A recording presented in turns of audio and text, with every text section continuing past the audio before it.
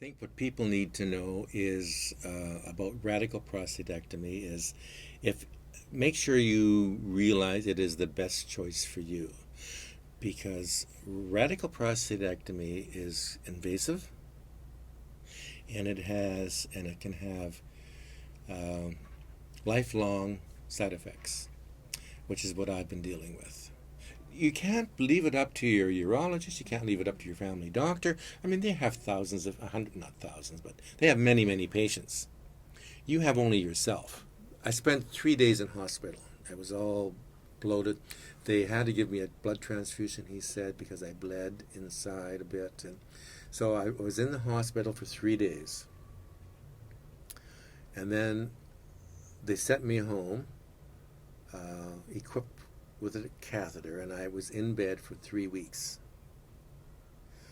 I had a friend move in who prepared food and that sort of thing, and I had a nurse that would come daily to sort of check things and that sort of thing.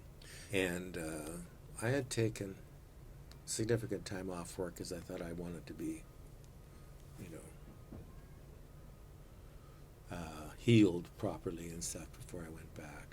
I mean, urinary incontinence. I have what's called stress incontinence, and I'll die with that. Uh, uh, the odds are not great to have it, they say, but I got it, you know. And if I'm, out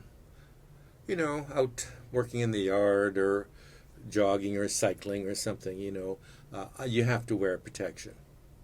And it's embarrassing, it's annoying. Um, you always have to keep in mind, do I have one in my pocket? You have a little stash. I have some stashed in the floorboards of my car. I have some in my backpack. You always have to be prepared. So that's an annoyance, and it's also uh, unpleasant from there's an older point of view, and you're always concerned with that, and it's just not a nice thing to have to deal with. But given the alternative, I guess, you put up with it.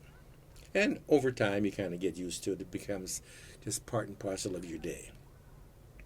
Now, the sexual impotency is something else. I mean, it's back in the day. This is kind of almost, I think, when I had my radical prostatectomy, pre-nerve sparing surgery. So when they went in and removed it, it was gone. So all the nerves were gone with it.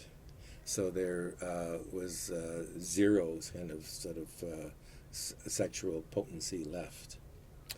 Not that I couldn't have orgasms, I could. And for several years after after the radical prostatectomy, they were very intense. That's subsided probably with age and stuff, but as far as getting an erection and being able to have intercourse, no. My urologist kept me on his roster for years, mainly from that point of view.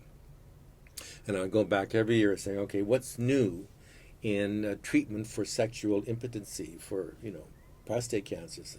Well, not much. And, well, I got this. And so they put me through everything.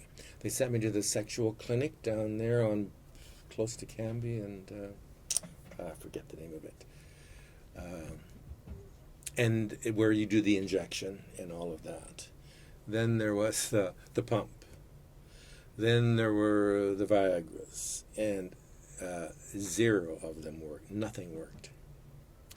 And so I kept on with my urologist for years saying, okay, is there anything on the horizon? Well, no, not really. So that's an area that I don't know if they can ever do anything about it. Probably the best mode of attack on that is their nerve-sparing surgery techniques. And I think the jury's still out on that as to how effective that is. Maybe some surgeons are more skilled at it than others. I don't know. But with me, it was all gone.